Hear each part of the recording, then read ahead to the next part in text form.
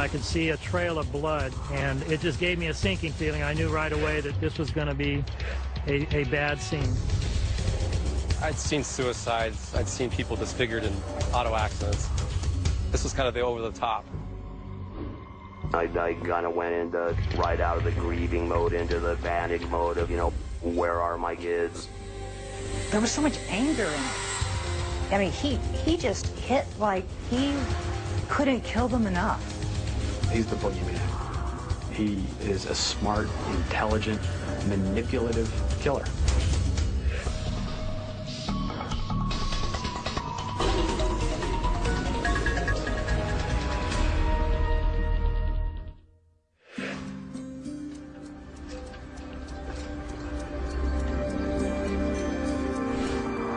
Coeur d'Alene, Idaho, a sleepy town known for its rugged beauty. People that come here because they love the lakes, they love to fish, they love to hike. It's a place that makes you feel safe. But on May 16th, 2005, Coeur d'Alene loses its innocence in the wake of the most brutal crime the area has ever seen. It's an ordinary Monday afternoon when local police receive a call from a man named Robert Hollingsworth. He's just come from a neighbor's home where he noticed what appears to be bloodstains splattered across the front door. There's blood all over the door. Nobody comes to the door. Not sure what to make of the strange report, the Kootenai County Sheriff's Department dispatches a deputy to check on the residence of Brenda Groney. She lives with her boyfriend, Mark McKenzie, and her 3 children, 13-year-old Slade, 9-year-old Dylan, and 8-year-old Shasta. It's a family that Deputy Moyer knows well. I drive by and Dylan and Shasta would come out to the car, and I give them sheriff deputy stickers, and they wanted to look in the patrol car and see the lights. But the moment he arrives at the Groney home, he can tell that something's not right. It was very calm and still, and there was kind of an eerie stillness about the residence. And as I walked up to the front door, I saw the blood on the front door. There was a smell and odor that, if you've been in law enforcement long enough, it smells like death. And as I walked around the back and saw a smear on the back door of blood, and the door was ajar, and that initially just sent a chill down my spine. My senses kind of went up, and I took a little more precautions. I called for another unit to come back me up. We walked up to the front door, and I looked into the front door, and I could see a trail of blood. It just gave me a sinking feeling. I knew right away that this was going to be a bad scene. Investigators enter the home cautiously with guns drawn. I turned the corner. There was what appeared to be a young male, face down, female, face down. It appeared to be they were bound, and their heads were mutilated. And then I saw the man. I saw the man laying on the floor. I could see that he, too, had been bludgeoned multiple times in the head and had suffered severe head trauma. The 3 bodies were placed, one next head to toe, head to toe, head to toe. Mark McKenzie, Brenda Groney, Slade Groney, all bludgeoned to death. And I remember thinking to myself, my God, this is a mother. This is a mother who has been tied up and murdered right here along with her own child. And how horrific that was. I'd seen suicides. I'd seen people disfigured in auto accidents. This was kind of the over-the-top. I really hit home, it hit my heart. It's hard for me not to get emotional. You don't prepare for that in law enforcement. But I still had to reach down and say, you know what, I got to do my job. I've got kids in this house. As we moved through the house, there was bloodstains virtually everywhere in the house, in every single room, on every wall.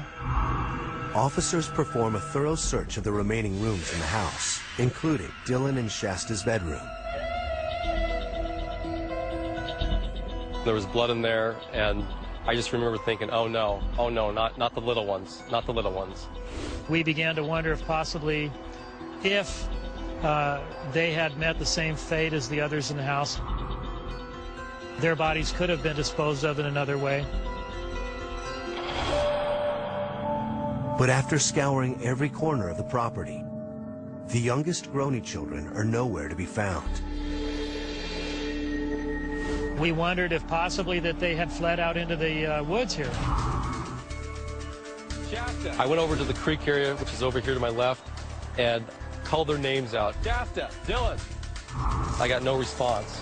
You get kind of a panicked feeling in your heart. Yeah, you know, we have mountain lions and all kinds of different critters running around here.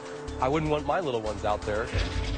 But an initial search of the surrounding area turns up no sign of the missing kids. With nightfall fast approaching, investigators know they're going to need all the help they can get, so the county sheriff reaches out to the Coeur d'Alene division of the FBI. Our first motivation was we now had 2 missing children. That changes the game. And that's when we really start activating resources, additional agents. The first clue that jumped to mind were the kids staying with their father, and that was the first door we knocked on. But Steve Groney seems as shocked and puzzled as everyone else. You know, that I obviously had 1 dead child. I knew that there were 2 missing, and that just changed the aspect of everything. I kind of went into right out of the grieving mode into the panic mode of, you know, where are my kids?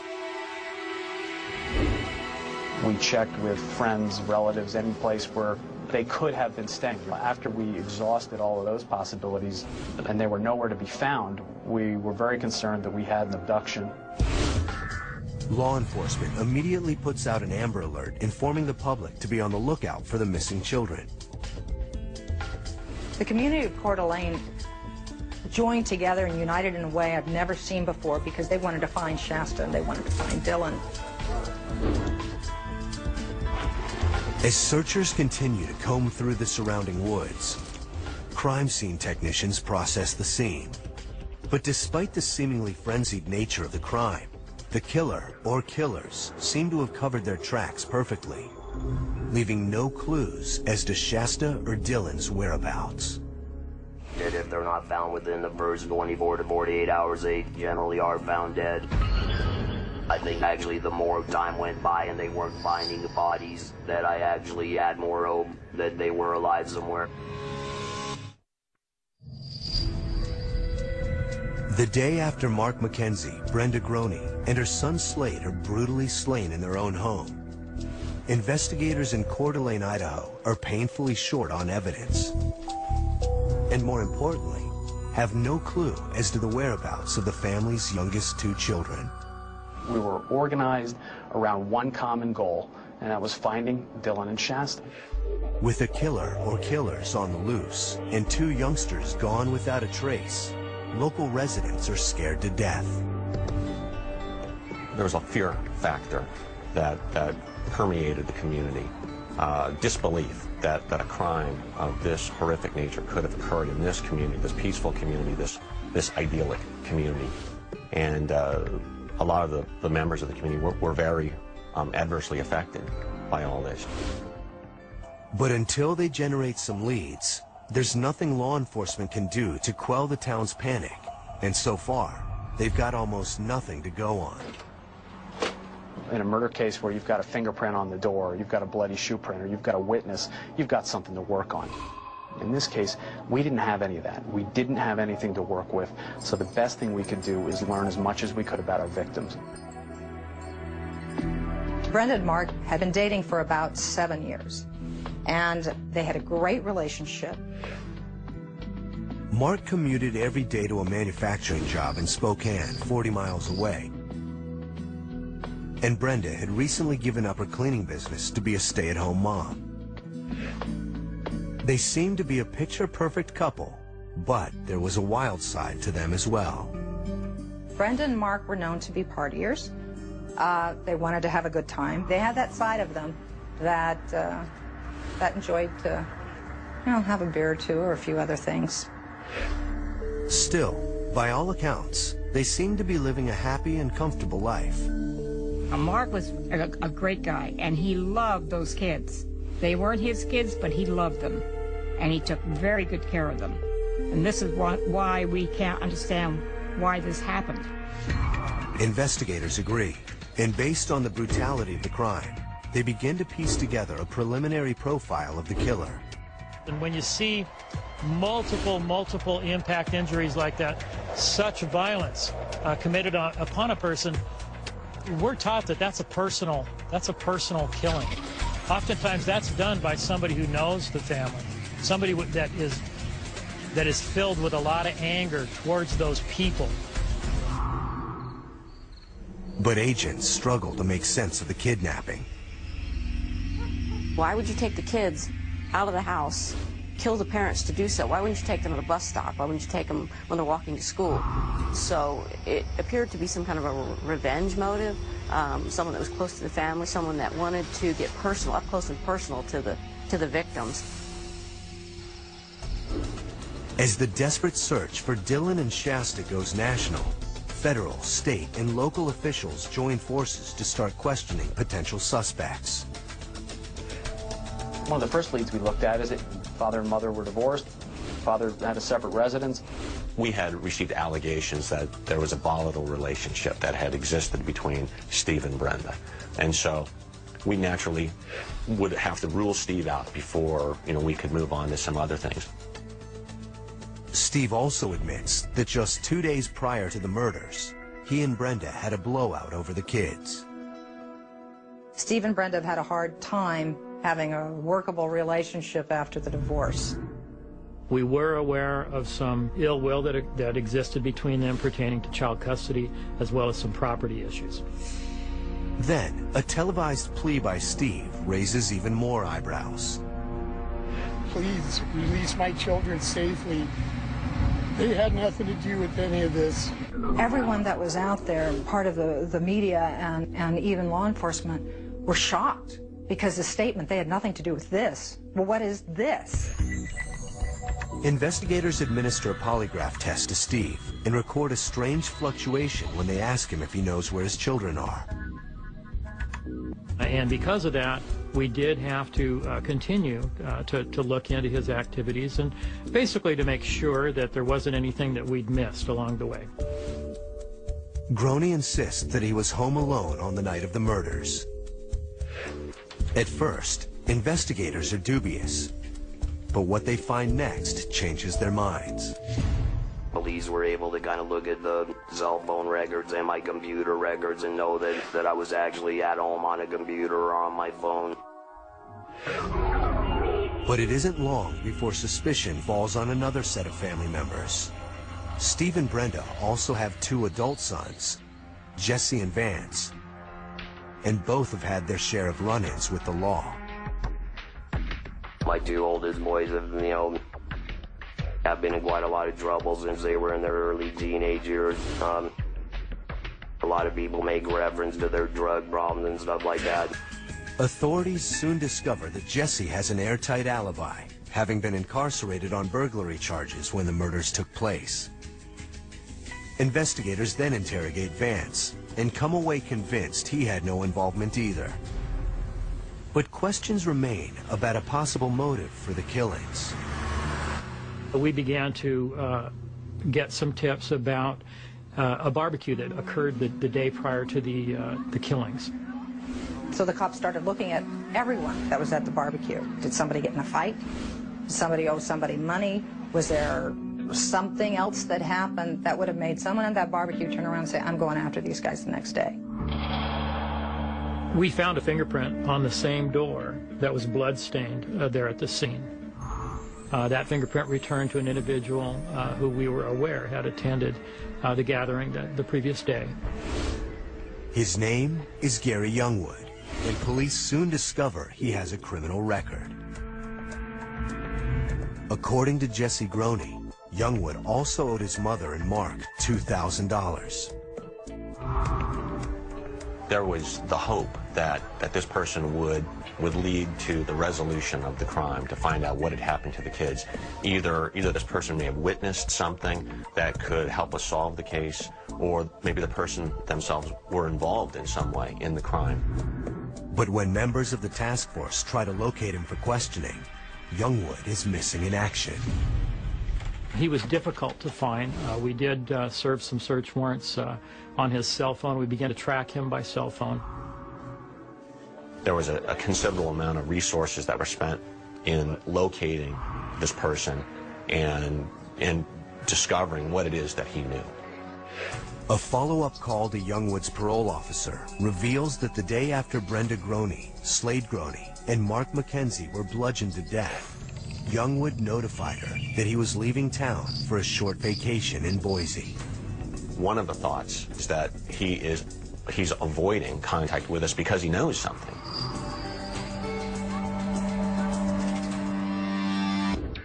The FBI is exploring a new technique called brain fingerprinting that is designed to establish whether or not a person has knowledge of a crime by recording the brain's response to images flashed on a computer screen. Some believe brain fingerprinting may someday be used like lie detector tests in criminal investigations. Nearly 48 hours after the triple murder in Coeur d'Alene, Idaho, law enforcement is working hard to track down Gary Youngwood, whose fingerprints were found on the victim's bloody front door. He had contacted his probation officer, and at that point she told him, well, you know, the police are looking to interview you about the murders, and so he did come back, I believe, on his own. Investigators grill Youngwood for hours, but he denies having anything to do with the murders or Shasta and Dylan's disappearance, and he offers to take a lie detector test to prove it. A friend of mine called me. He passed his polygraph, so it was apparent to us fairly quickly that although he was a person of interest at the time, we pretty much washed him out of any involvement and any knowledge of the crime. Having ruled out the most obvious suspects, investigators turn their attention to the thousands of tips pouring into the crime hotline. One allegation was that this was a biker hit, and so we started looking at biker gangs. And maybe there was some sort of vendetta that existed. Maybe there was money owed. Maybe, you know, somebody insulted someone else's girlfriend. Who knows? And when the medical examiner identifies the murder weapon, it gives the biker gang theory even more credence. The weapon used to bludgeon the victims appeared to be a hammer with a cross-hatched face on it. And that is the sort of hammer that you would find as a framing hammer or as a drywall hammer. Some gang expert threw out the fact, well, you know, if they were killed with a hammer, that sounds like outlaw bikers. Was this a biker gang that rolled through town? We just didn't know. Brenda Groney was into motorcycles. So when we started getting these allegations of a potential biker hit, it made a little bit of sense to us.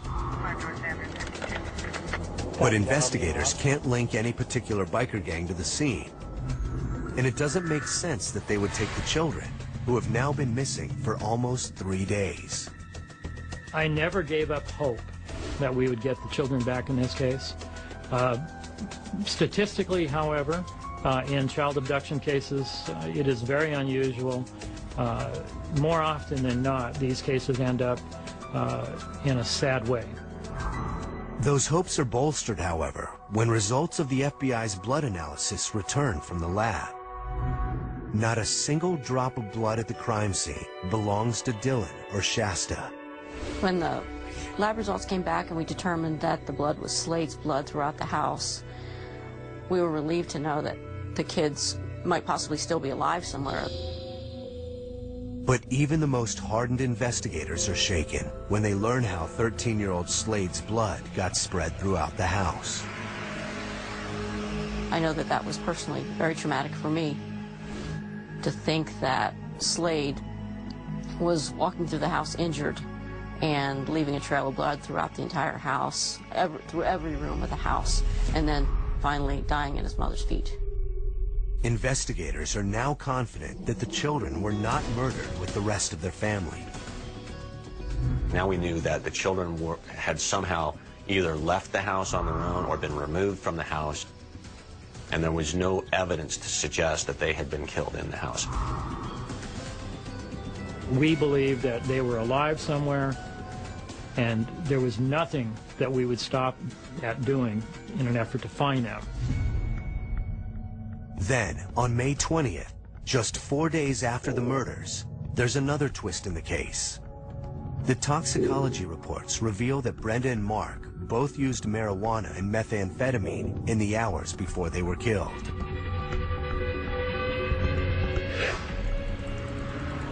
Are there any violent drug gangs who would do a crime like this if they were owed a debt that wasn't being repaid? Could it be somebody that happened upon the house who was high on drugs, taking drugs and unleashed a lot of violence on the family so quick that they couldn't do anything about it at all? Scouring their criminal databases for answers, federal agents stumble upon a local skinhead gang that's been breaking into people's homes and robbing them at gunpoint. Well, maybe this home invasion group broke into the house, bound the victims, and when they discovered there was no money and there was no drugs, decided to take it out on the victims. We were pretty optimistic that we may get something out of focusing on this particular group. But what we couldn't explain was, how did the children factor into this? Everything else looked good, but when we got back to the children, they were an anomaly that could not be explained. The FBI consults its narcotics informants to find out if there's been any talk of the murders in drug circles, but the lead quickly goes cold. And after several weeks, authorities are still no closer to making sense of the crime. We brought the FBI profilers in because we were at a loss. We have a situation where the children are gone and a family is murdered. Therefore, does this fit with any known profile of any criminal that you guys know out there? We brought them from two different units, one unit that dealt with serial killers and one unit that dealt with child abductions. But even the top behavior analysts in the country are stymied by the puzzle. Very quickly, they told us there's a lot here that doesn't make sense. There's a lot here that isn't typical of these type crimes, and that's their expertise. We could find similar crimes when it came to our bludgeoned murder victims. We could find similar crimes when it came to the abduction of our children. But when you put the two together, we couldn't find anything. Why would you just not murder the entire family? And so we kept coming up with all these theories as to why someone would take two children from the house. Was it to hold them for ransom? Was it to sell them into slavery? The one thing they left us with, though, is the key to solving this crime is answering the question, what happened to the children? If you can find out why the children were taken, then you will solve the crime.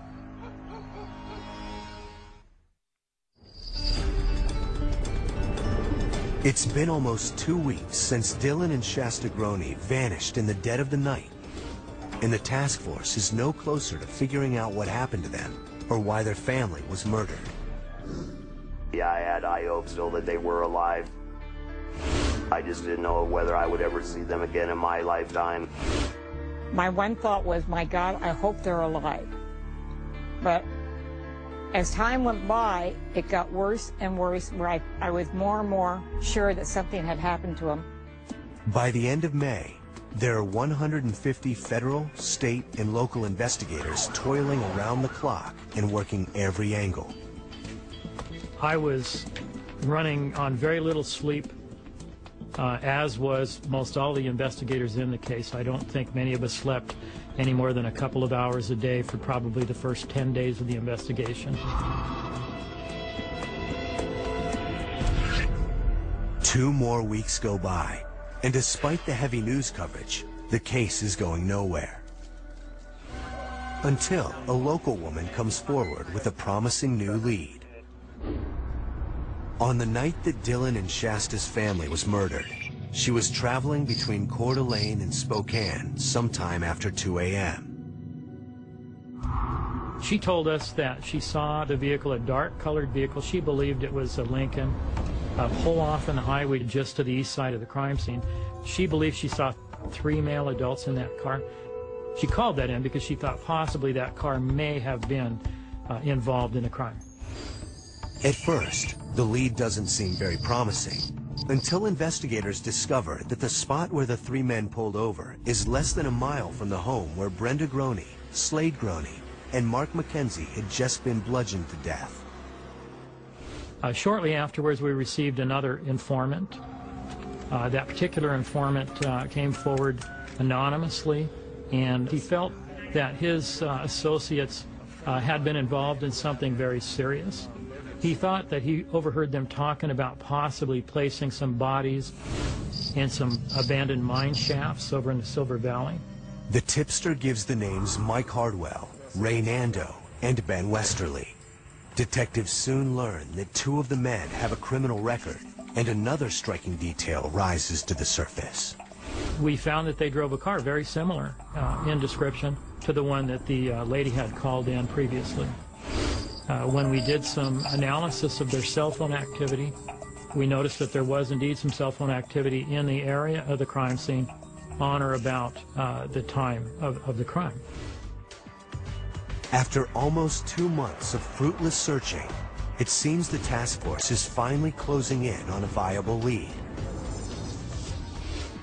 But just as they're setting up surveillance on their suspects, the case takes a stunning turn. When the phone rang at 2 o'clock in the morning, Saturday morning, I wasn't quite prepared for what I was going to hear. I couldn't believe it. I refused to believe it at first, and even said, "You have got to be kidding me."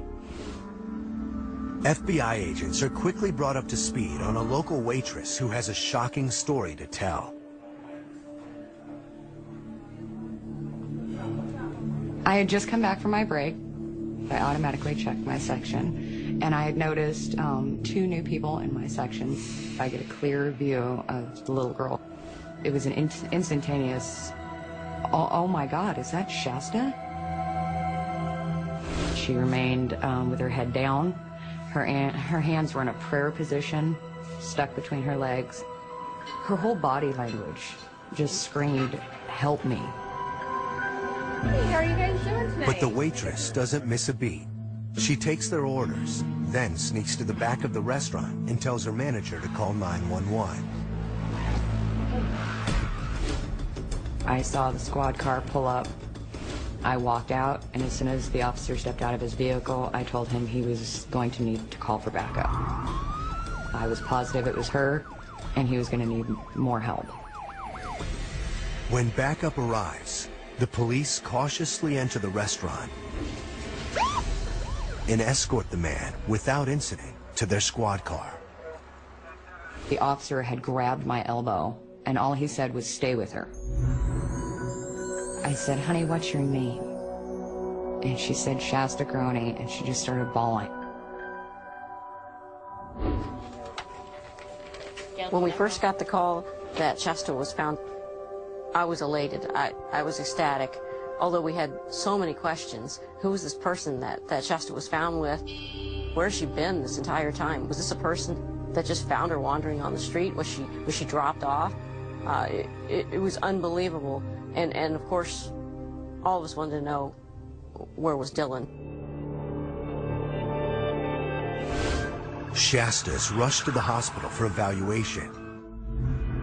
And after a harrowing 2 months, Steve Groney is reunited with his daughter.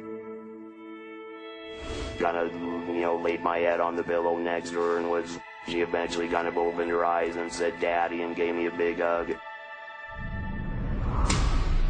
At the command center, investigators interrogate her companion.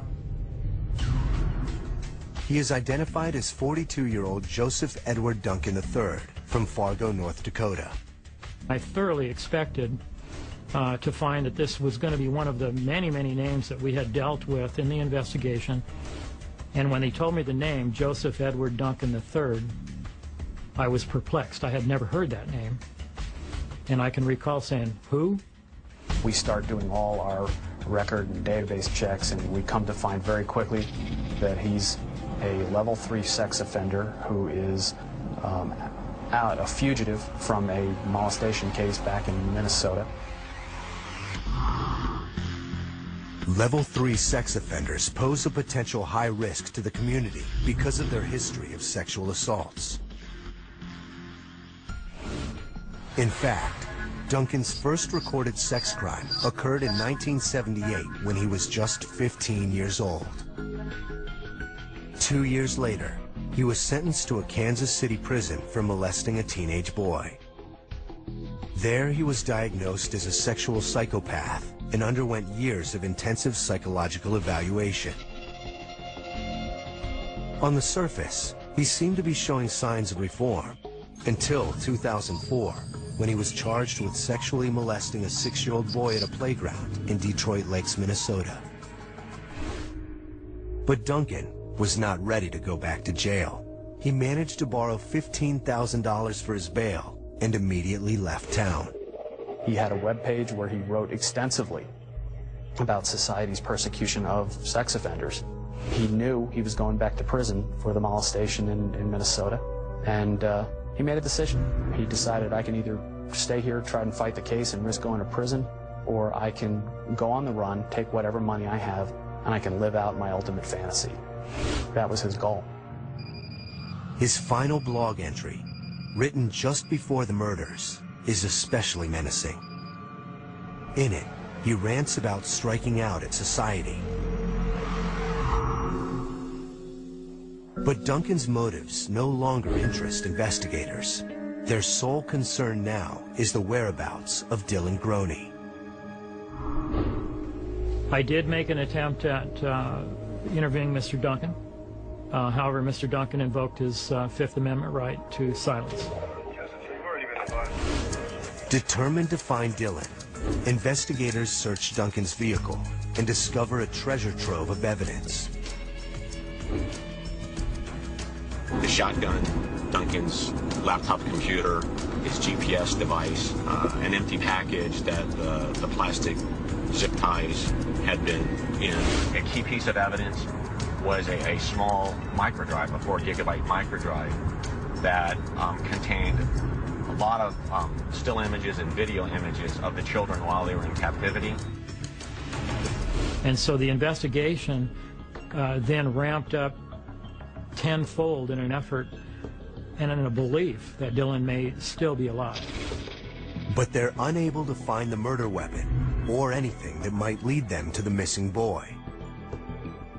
And I still had hopes that they were going to find Dylan alive somewhere. Running out of options, police turned to the only other person who may have information on Dylan's whereabouts, his sister Shasta. We assigned an investigator to conduct interviews with Shasta to get the full story from her, to try to assess whether or not she had actual knowledge or not. The little girl begins to tell her story, and it's a tale more haunting than anything the seasoned investigators have heard before. I can only imagine what those children went through. Police in Idaho have finally rescued 8-year-old Shasta Groney from her abductor, fugitive sex offender Joseph Edward Duncan III. When I heard Shasta had been found, I just cried. And I just thought, thank God, thank God. And then a second later, I thought, where's Dylan? It was hard to be happy and elated about it because now I understand that they don't know where Dylan is still. So it, boy, just emotionally, man, it was a roller coaster. As federal agents search Duncan's laptop and GPS for leads on the missing boy, Shasta tells investigators her story.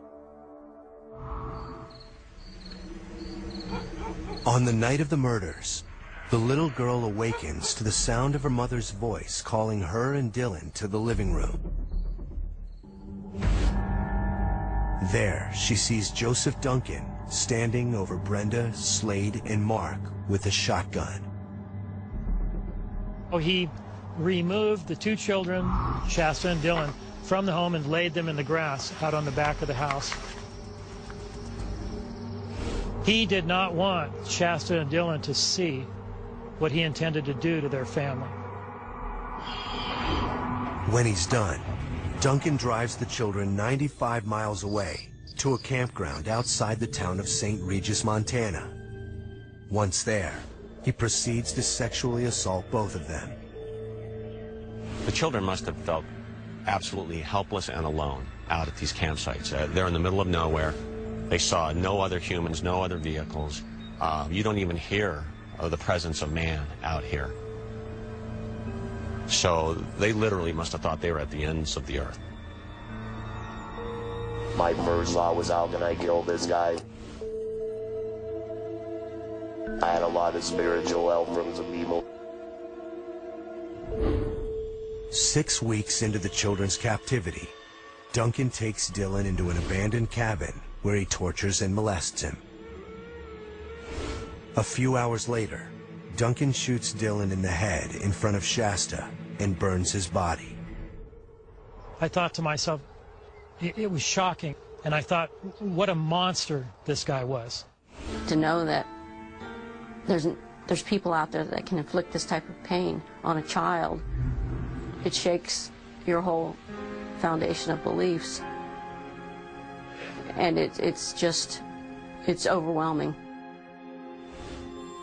Duncan then tells Shasta that he spared her life because she taught him how to love. Oh, I don't believe for a minute that he was planning to let Shasta live. And she was lucky. The next day, using data from Duncan's GPS and laptop, investigators locate the campsite where Shasta says her brother was murdered.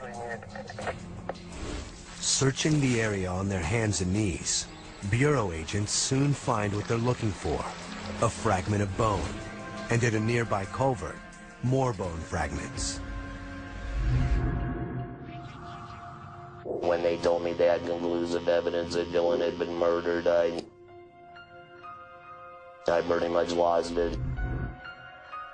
And that just broke my heart. You know, Dylan was such a loving, tender-hearted kid, and eventually find out all the things that he went through during that period of time.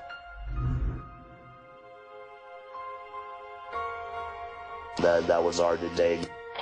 When investigators confront Duncan with all the evidence against him, he finally confesses. He wanted society to know how bad he was. He wanted to make sure that society was harmed or injured by what he had done. He had two goals. His goal, again, was to live out what he thought his ultimate fantasy was, which apparently involved murdering and assaulting children, and to exact revenge on society. Revenge against what he thought society had done to him as a registered sex offender. Duncan goes on to tell authorities how he prepared extensively for his crime. He, starting before he ever even left North Dakota, he started assembling equipment and items that he would need. Heading west, Duncan goes hunting for targets. Once he reaches Idaho, by sheer chance, he comes across the Groney home. As he comes down this hill, one of the first homes, he sees Shasta playing in the front yard and surveils the house. He spots Dylan. So he spends the next day and a half or so checking out the house. He had brought the weapon of his choice to kill the family with, and that was a hammer. He had thought about everything to make sure that he was going to commit the perfect crime. In the early morning hours of May 16th, Duncan decides it's time to make his move. He enters through an unlocked back door and finds Brenda asleep in the living room. He trained the weapon on her and he said, "Where's the man?" He instructed Brenda to wake Mark up. And he instructed Brenda to put the zip ties onto Mark.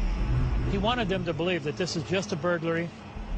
He felt that was a better choice than to let them know that his intent was to truly take the young children He thought if he told them that, they would fight to the death. Once everyone is bound and gagged, Duncan takes Dylan and Shasta outside so they won't witness the deaths of their family members. He wants them to go with him quietly.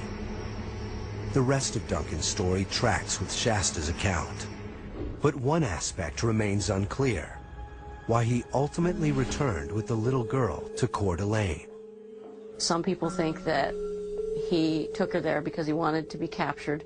Some people believe that he took her there because he was out of money. My personal belief is that it was Shasta that brought Duncan back to us, because Shasta was able to befriend Duncan, and that allowed her to survive the whole ordeal.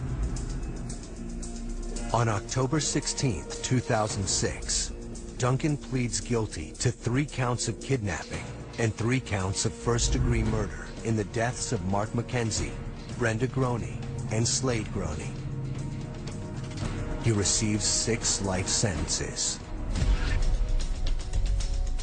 Then, on December 3rd, 2007, Duncan pleads guilty to 10 federal charges in connection to the kidnapping and sexual abuse of Dylan and Shasta and the murder of Dylan. I was not surprised that Duncan pleaded guilty. I think he's a coward. I don't think he wanted to get up on the stand and have to testify. And I was so pleased that he had pleaded guilty so that we wouldn't have to go through the hell of going to court every day and seeing this man. Almost 3 years after the horrific crimes in Coeur d'Alene, Duncan receives 3 additional life terms, plus 3 death penalties, and is sent to the Terre Haute Federal Prison in Indiana to await execution.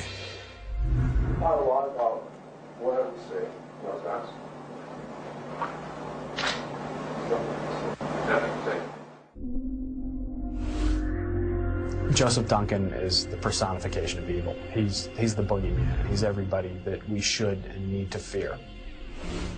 Today, the Mackenzies and the Groneys do their best to move on from the tragedy and always keep the memories of their loved ones close. I talked to Mark on the phone a couple of days before this terrible thing happened. And thank God I had told Mark that I loved him, and he had told me he loved me back. And that's the last time I spoke to him. Jasmine is 12 years old now. It's amazing that she acts just like any other kid her age. Yeah, my son Jesse, he's 22 now. He had his first kid back in February of '07. They named him Dylan Slade Stephen Groney, which